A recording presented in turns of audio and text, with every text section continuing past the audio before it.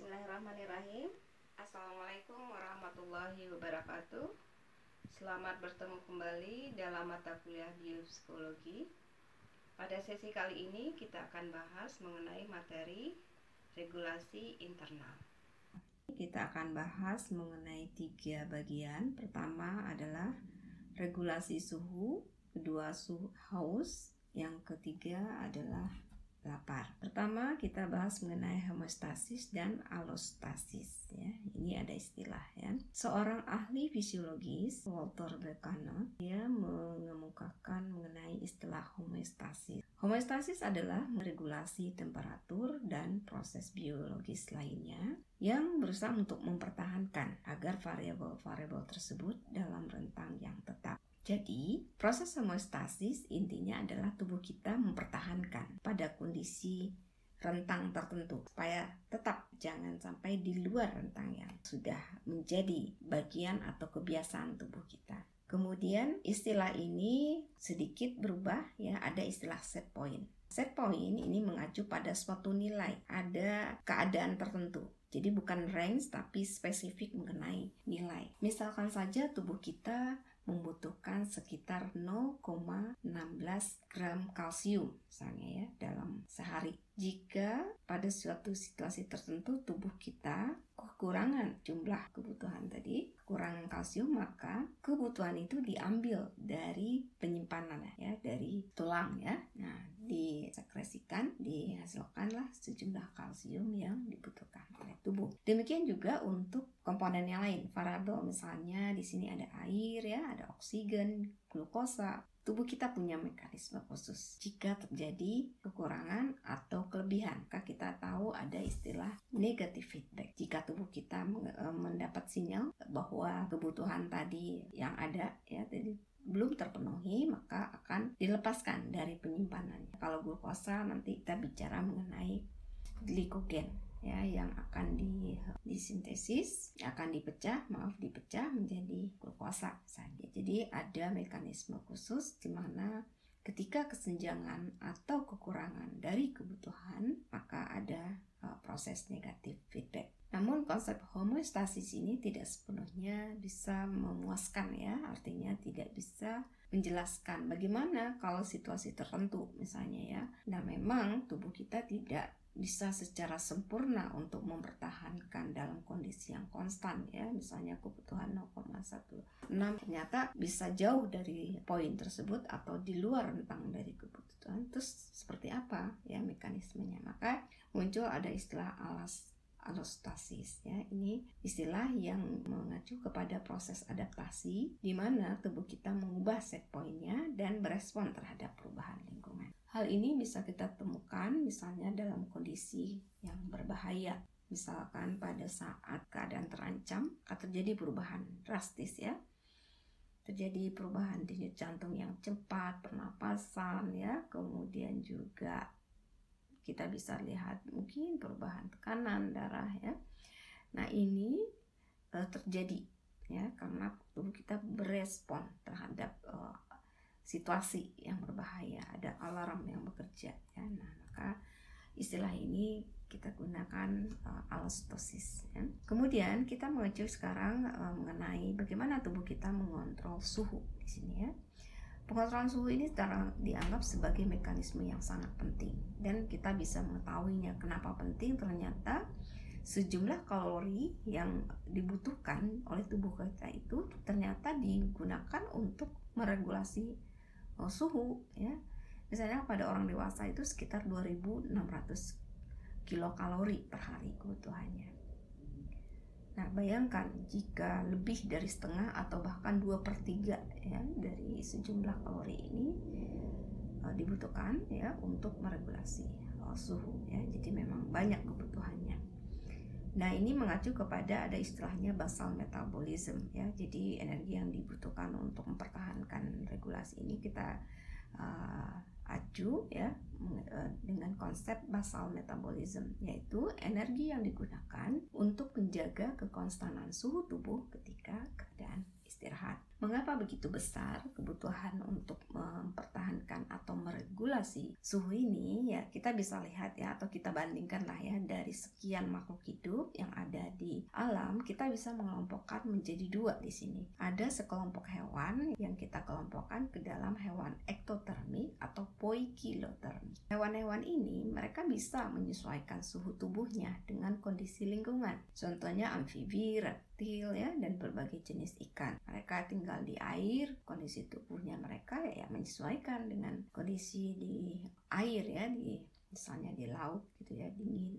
Nah, bagaimana dengan sekelompok hewan yang lain yang di sini dikelompokkan misalnya hewan mamalia dan aves, nah termasuk pada manusia. Nah, sekelompok hewan ini mekanisme fisiologi internalnya untuk menjaga kekonstanan tubuh ya, tubuhnya yang bekerja untuk menyesuaikan sehingga butuh energi dan bahan bakar yang besar. Kita bisa lihat bagaimana tubuh kita menggigil jika di lingkungan di sekitar kita itu sangat dingin. Sebaliknya, kalau di lingkungan itu panas sekali, maka tubuh kita akan mengeluarkan keringat. Itu ada mekanismenya, butuh energi yang cukup besar, sehingga kita bisa pahami mengapa ketika orangnya dalam keadaan cuaca dingin itu terasa lapar, karena tubuh kita bekerja mempertahankan ya. Demikian kalau panas itu, karena keluaran cairan yang banyak, kita akan terasa sangat sekali merasakan haus ya. Terus bagaimana otak kita bisa meregulasi ini? Nah, di sini ada beberapa struktur yang terlibat.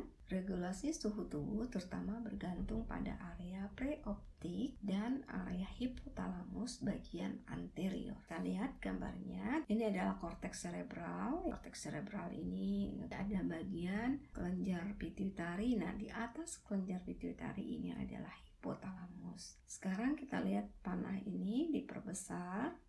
Hipotalamus beserta bagian-bagian detail. Ada bagian posterior dari hipotalamus, kemudian ada bagian dorsal ini atas, kemudian ada bagian ventromedial hipotalamus, dan ada bagian anterior hipotalamus. Bagian anterior hipotalamus ini sangat berdekatan dengan preoptic area. Nah, inilah bagian yang bekerja, yang mengatur regulasi suhu tubuh kita.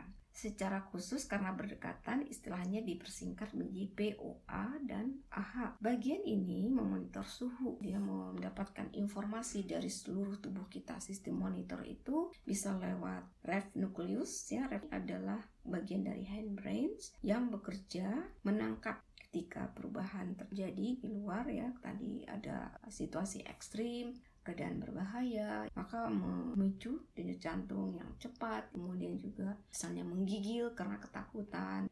Kalau dikaitkan dengan suhu, sama ya tadi. Jadi perubahan pelepasan keringat ya, sekret keringat yang banyak kalau panas, kondisi panas, sedangkan sebaliknya kondisi dingin akan menyebabkan perilaku menggigil. Jadi sel-sel POA dan AH ini juga menerima input dari reseptor di kulit kita. Kita tahu ya, kulit di bawah kulit kita ini ada banyak reseptor suhu di sini, panas, dingin. Nah, seperti itu menyampaikan sinyalnya ke otak ya, yaitu khususnya bagian POA dan AH. Demam pada orang-orang yang mengalami kondisi sakit terserang infeksi bakteri atau virus akan memunculkan respon demam. Demam sebenarnya bukan disebabkan oleh infeksi karena keberadaan infeksinya, tapi itu adalah perintah dari hipotalamus supaya tubuh kita berjaga-jaga, alarm. Ini ada benda asing sehingga sistem imun kita bekerja lebih keras. Kemudian dengan peningkatan suhu ya, demam itu biasanya kan di atas 37 derajat, bahkan sampai 40 ya. Itu sinyal tubuh kita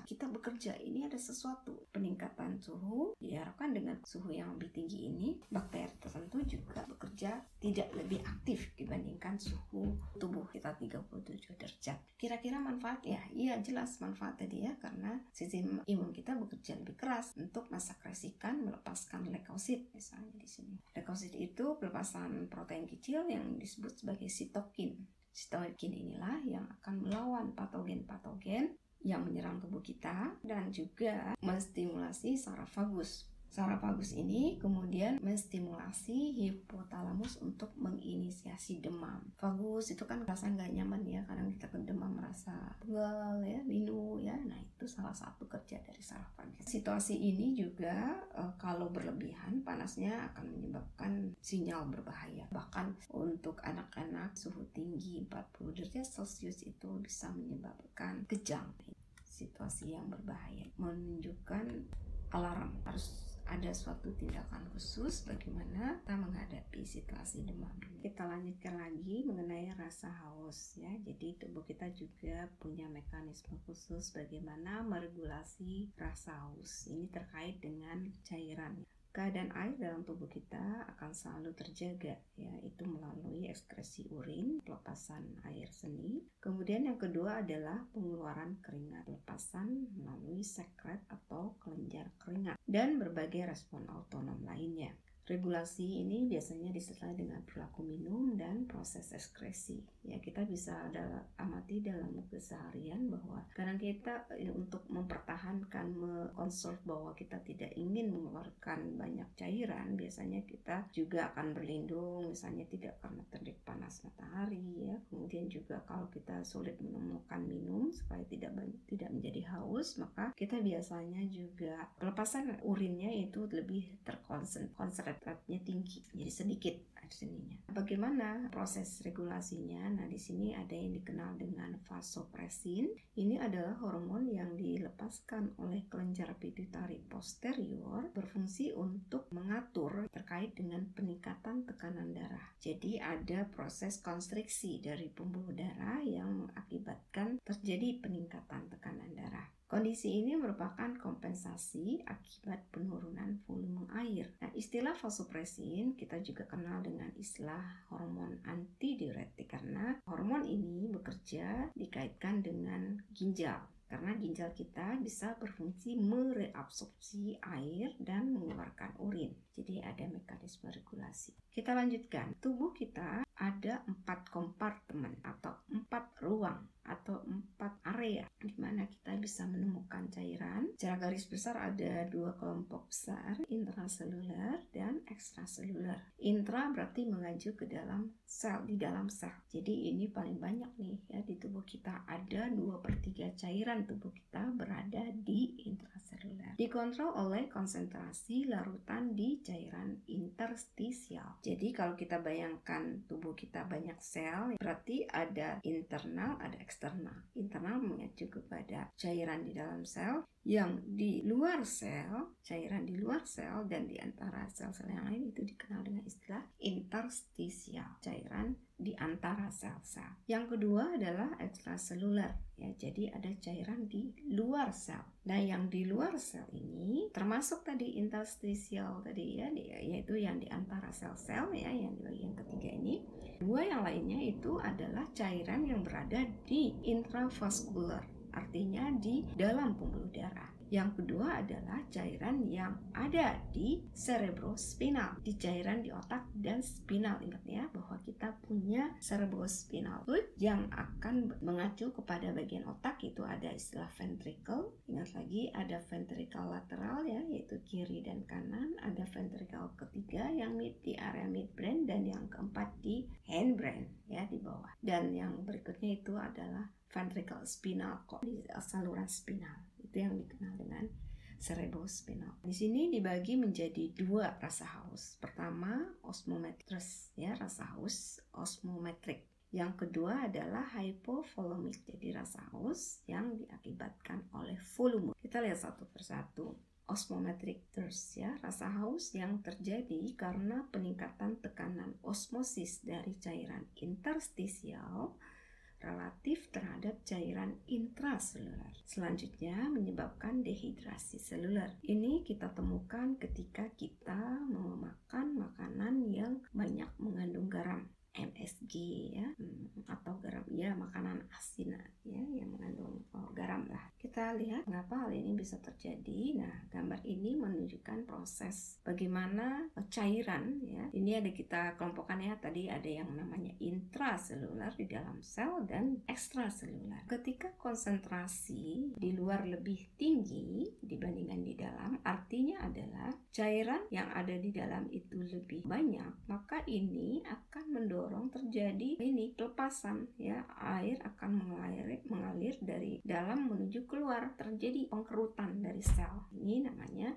proses osmotik. Kemudian yang kedua adalah hypovolemic thirst, rasa haus akibat kehilangan volume darah tanpa kehilangan cairan intraseluler. Ini terjadi ketika individu itu mengalami muntah atau diare atau kehilangan darah karena kecelakaan atau karena sakit, bisa jadi terjadi bila volume plasma darah, volume yang berada di intravaskuler menurun. Kemudian bagaimana cara otak kita bisa mendeteksi tekanan osmotik? Ya, ini ternyata pertama ada reseptor di sekitar ventricle ketiga. Jadi cairan cerebrospinal, ya, yang ada di otak, khususnya di ventricle ketiga, itu ada reseptor yang mendeteksi tekanan osmotik. Kemudian ada yang namanya OVLT, Organum Vasculosum Laminae Terminalis, dan subfornical organ. Ini adalah dua organ, ya, yang bisa mendeteksi tekanan osmotik, dan juga substansi yang mengandung salt, ya, rasa asin, konten asin. Yang ketiga adalah reseptor yang berada di sistem saraf perifer, termasuk di lambung, ya.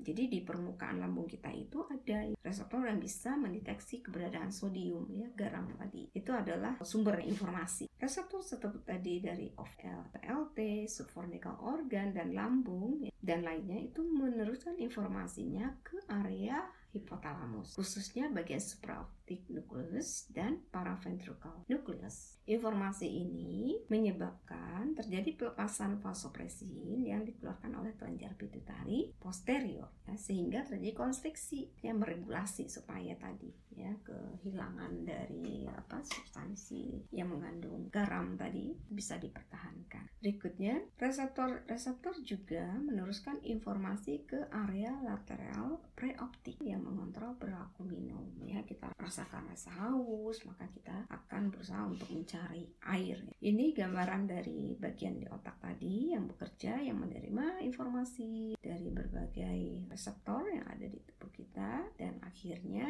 akan melepaskan vasopresin, mengkonstriksi pembuluh darah, dan yang kemudian memicu terjadinya perilaku minum, ya. Subfornical organ di sini masih berdekatan di hipotalamus, ya. Kemudian ini ventricle ketiga dan OVLT, yaitu Organum Vasculosum Laminae Terminalis. Kita lihat untuk tipe haus yang kedua, hypovolemic thirst. Hypovolemic ini adalah rasa haus yang dihubungkan dengan rendahnya volume cairan tubuh. Ketika hal ini terjadi, maka terjadi pelepasan vasopresin, pelepasan hormon-hormon vasopresin dan angiotensin 2, di mana terjadi konstriksi pembuluh darah untuk mengimbangi penurunan keberadaan volume darah. Angiotensin 2 menstimulasi neuron-neuron di area yang berdekatan dengan ventricle 3.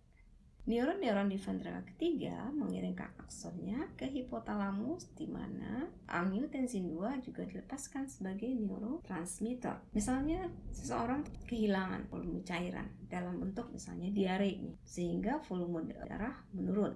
Sinyal ini memicu ginjal, ya, melepaskan renin. Renin itu adalah enzim, dilepaskan ke pembuluh darah kita, aliran darah. Kemudian protein di darah itu membentuk angiotensin 1. Jadi ini ada angiotensin nogen ini kemudian membentuk angiotensin 1, dan selanjutnya angiotensin 1 ini diubah menjadi angiotensin 2. Selanjutnya angiotensin 2 menyebabkan konstriksi pembuluh darah dan menstimulasi sel-sel yang ada di organ subfornical, dan akhirnya meningkatkan kecenderungan untuk memunculkan perilaku minum. Tabel ini menunjukkan perbandingan antara rasa haus osmotik dan rasa haus hipovolemik. Kalau dari stimulusnya, rasa haus osmotik itu karena adanya konsentrasi larutan yang cukup tinggi di luar sel yang menyebabkan pelepasan cairan dari dalam menuju keluar. Sedangkan kalau hipovolemik terjadi volume secara keseluruhan dari darah itu menurun, ya rendah. Maka bagaimana upaya untuk merilis atau mengatasinya? Kalau osmotik ya kita tinggal minum ya. Ketika Anda bisa rasakan tuh ketika makan makanan asin atau makan chip atau makan snack ya yang asin, nah setelahnya itu akan ingin minum kan ya rasanya, karena memang tadi itu memicu perilaku minum tadi. Kemudian kalau hipovolemik, water containing solids ya, diharapkan cairan yang hilang itu mengandung solution, itu ada substansi yang hilang. Misalnya di sini garam tadi itu memang hilang dari cairan air ya, sehingga ada komponen-komponen penting yang hilang, harus diganti ya. Makanya ketika diare, dehidrasi, maka akan infus dimasukkan cairan mengandung elektrolit yang dibutuhkan oleh tubuh. Ini reseptornya. Kalau pada rasa haus osmotik, area yang terlibat itu ada OVLT, bagian otak yang berdekatan ya, bekerjasama dengan ventrikel ketiga. Sedangkan untuk hipovolemik, reseptor ya akan mendeteksi ya tekanan darah di pembuluh darah. Kemudian juga ada organ subfornikel, kemudian area otak yang berdekat dengan ventrikel ketiga juga. Secara ini hampir mirip yang bekerja sama. Kemudian kalau di osmotik itu akan dilepaskan hormon vasopresin untuk mempertahankan air. Mekanismenya bisa jadinya urinnya terkonsentrasi, jadi ketika merasa tidak ingin mengeluarkan urin atau mempertahankan tidak terjadi pelepasan keringat, itu bentuk-bentuk perilakunya. Kemudian yang hipovolemik itu ditingkatkan dengan pelepasan angiotensin 2, jadi konstriksi pembuluh darah. Sekarang kita masuk rasa lapar. Sebelum kita bahas mengenai rasa lapar, kita coba lihat secara keseluruhan bahwa kita punya yang namanya sistem pencernaan. Yang namanya sistem berarti melibatkan berbagai organ yang ada di tubuh kita. Pencernaan artinya mencerna, membuat makromolekul, atau kalau kita mengkonsumsi karbohidrat maka akan dibuat menjadi molekul yang lebih sederhana, yaitu menjadi glukosa. Ini diawali biasanya dari mulut ya, jelas ya ini adalah asupan di mana kita bisa mengkonsumsi makanan dari mulut, dibantu oleh gigi, lidah ya. Kemudian ada sekresi dari kelenjar saliva ya, itu ada enzim ya, amilase yang bekerja. Kemudian setelah lewat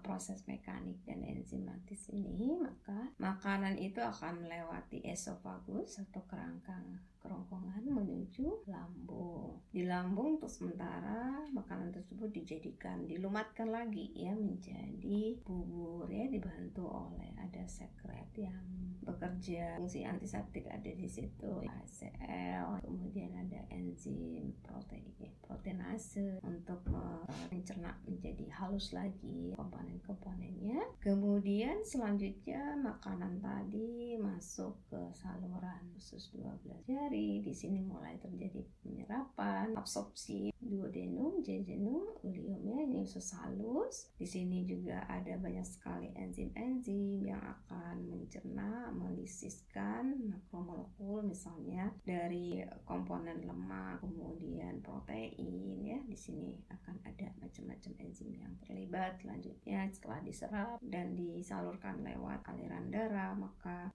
kebutuhan sel-sel tubuh kita terpenuhi dan sisanya itu akan masuk ke saluran usus besar. Demikian seterusnya, dan nanti akan dikeluarkan dalam bentuk ya kita kenal dengan istilah di sampah ya, di bagian rektum ini ya.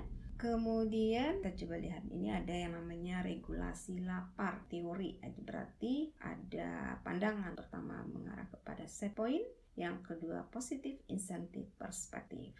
Pada asumsi pertama, teori ini menjelaskan bahwa perilaku makan itu biasanya terkait dengan bagaimana tubuh kita untuk mengimbangi kekurangan energi. Makan merupakan cara di mana sumber energi tubuh kembali pada level optimal. Jadi cara kerjanya tadi mirip ya ketika kita bahas tadi sistem regulasi suhu ya, negative feedback system. Jika kurang maka disampaikanlah sinyal di otak kita supaya untuk bisa terpenuhi ya, jadi untuk menjaga, mempertahankan homeostasis. Tapi kemudian ada pandangan yang kedua, positif insentif perspektif. Secara normal tidak didorong oleh kekurangan energi, tapi menunjukkan antisipasi untuk mendapatkan kenikmatan makanan.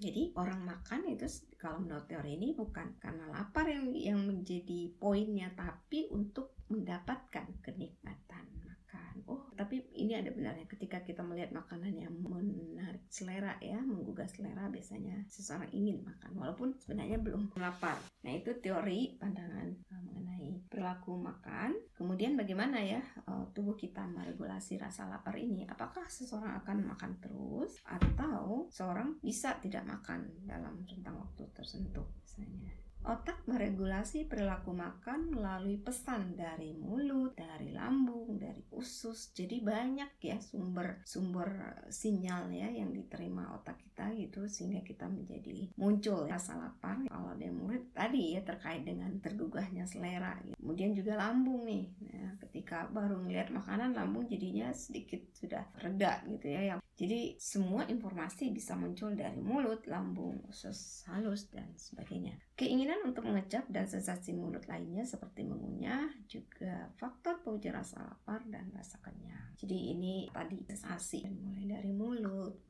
kemudian mengunyah gitu. Jadi semuanya faktor-faktor yang memicu rasa lapar dan kenyang. Sinyal utama berhenti makan adalah membesarnya perut. Penjelasan mengapa orang akhirnya berhenti makan, udah nggak muat nih ya, jadi perutnya sudah mengembang atau membesar. Saraf vagus membawa informasi ke otak tentang meregangnya dinding lambung. Kemudian duodenum atau usus 12 jari adalah bagian dari usus halus di mana terjadinya penyeraman. Ini juga ketika terjadi penggembungan duodenum dapat juga menghasilkan perasaan kenyang. Di duodenum juga dilepaskan hormon cholecystokinin atau disingkat dengan CCK yang membantu meregulasi rasa lapar.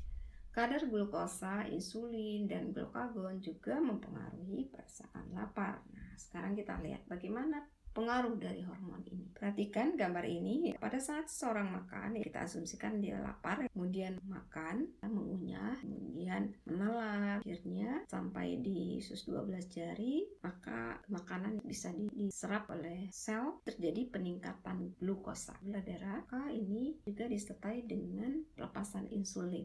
Fungsinya adalah insulin itu membantu supaya glukosa ini bisa masuk ke dalam sel, bahwa memang sel-sel kita kan butuh energi sehingga diserap, diabsorpsi, kemudian sisanya itu bisa disimpan. Ketika sudah diserap maka lapar tadi menurun, orang-orang udah kenyang. Kemudian apa yang terjadi? Terjadi penurunan glukosa darah dan tingkat dari insulin atau level insulin juga menurun ya. Ini mekanisme normalnya seperti itu. Kalau yang di storage, disimpan, maka itu adalah kerja dari glukagon. Glukagon ini dihasilkan oleh pankreas sama dengan insulin. Nah, glukagon bekerja untuk bisa mengubah bagian tersimpan glikogen bisa diubah menjadi glukosa ketika suatu situasi di mana tubuh kita harus mengkonvert menjadi glukosa, maka yang bekerja adalah glukagon.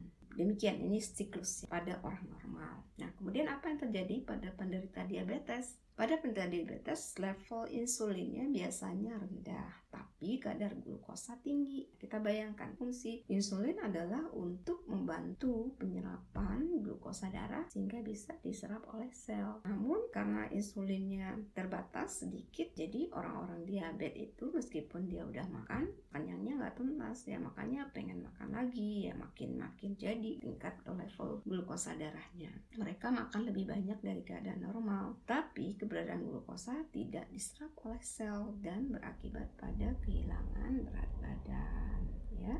Jadi mereka makan, dihasilkan glukosa, tapi glukosa nggak nyampe kepada sel. Mereka makan lagi gitu, tapi sel masih lapar. Memang awalnya mereka tuh gemuk, tapi lama-lama pada situasi yang parah, mereka justru kurus ya, orang-orang yang menderita diabetes ini. Di sini yang terjadi adalah glukosa darah pada level yang tetap tinggi, tapi sel-sel mengalami starving, kelaparan, siklus ya. Jadi ini siklus ya pada orang penderita diabetes mellitus. Insulinnya yang bermasalah, yang dihasilkan sedikit. Kemarin waktu kita bahas mengenai faal, sekret pankreas yang menghasilkan ini, yaitu sel-sel betanya itu bisa jadi karena mutasi ya, atau kalau bawaan ya, tapi karena tadi biasanya gaya hidup sehingga sel-sel betanya tidak bisa mensekresikan dengan normal sejumlah insulin yang dibutuhkan. Kemudian ini ada pembahasan mengenai leptin. Apa itu leptin? Ini adalah sejenis peptida, molekul protein pendek. Jadi di sini bukan protein tapi lemak. Regulasi rasa lapar jangka panjang disertai dengan monitor lemak tubuh. Sel-sel lemak menghasilkan leptin peptida yang memberi sinyal pada otak untuk meningkatkan atau menurunkan perilaku makan. Jadi kalau kadar leptinnya rendah, maka akan meningkatkan rasa lapar. Sedangkan kalau leptinnya tinggi, maka signifikan menurunkan rasa lapar. Jadi orang sudah merasa kenyang. Nah, kebanyakan pada orang-orang obesitas, mereka kurang sensitif terhadap leptin. Artinya meskipun tubuhnya menghasilkan leptin tapi tidak menjadi sinyal gitu ya, sehingga rasa lapar itu tidak menurun, jadi pengen makan terus. Sebagian kasus obesitas karena secara genetik tidak mampu menghasilkan leptin. Ya ini kalau disebabkan secara genetik ya, kalau benar-benar tidak mampu. Tapi ada juga kan orang obes menghasilkan leptin tapi tidak sensitif. Informasi dari semua bagian tubuh yang terkait dengan rasa lapar mempengaruhi dua jenis sel, yaitu arcuate nucleus di bagian hipotalamus. Bagian ini neuronnya sensitif terhadap sinyal lapar, kemudian neuron yang sensitif terhadap sinyal kenyang. Jadi ada dua, bisa memunculkan rasa lapar dan sebaliknya ya, memunculkan sinyal kenyang. Neuron yang sensitif terhadap rasa lapar menerima input dari jalur pengecapan akson-akson yang melepaskan neurotransmitter yang disebut sebagai grelin. Grelin ini dilepaskan di otak dan lambung untuk memicu kontraksi otot lambung. Input menuju neuron-neuron yang sensitif terhadap rasa kenyang termasuk sinyal dari jadi penghubungan saluran pencernaan. Tadi ya, ketika makan maka permukaan dari lambung itu menggembung ya, atau di usus 12 jari, maka ini menjadi sinyal juga ya, sehingga seseorang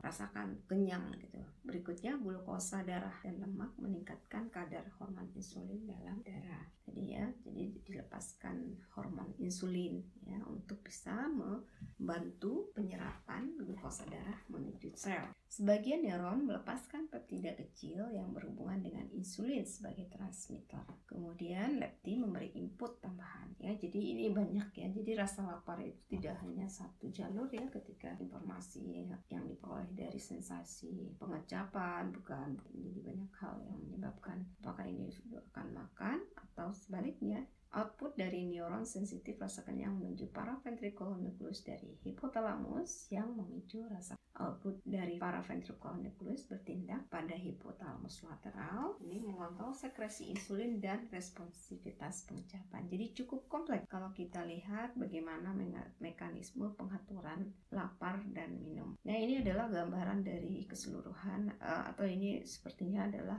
hasil penemuan ketika bagian tertentu ya di area ventromedial hipotalamus dirusak ya pada tikus. Apa yang terjadi? Ternyata ketika tikus itu dirusak bagian